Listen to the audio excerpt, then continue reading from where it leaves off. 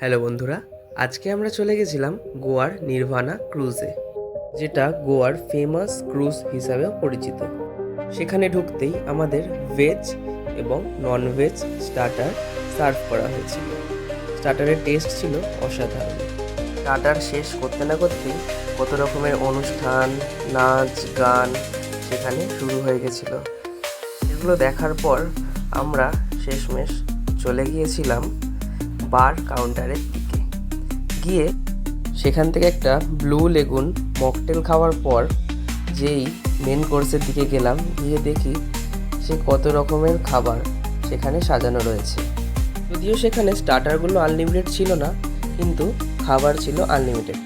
তাই আমরা যে যতটা পেরেছি খাবার নিয়ে খেয়ে ক্রুজটা পুরোটা ঘুরে দেখছিলাম।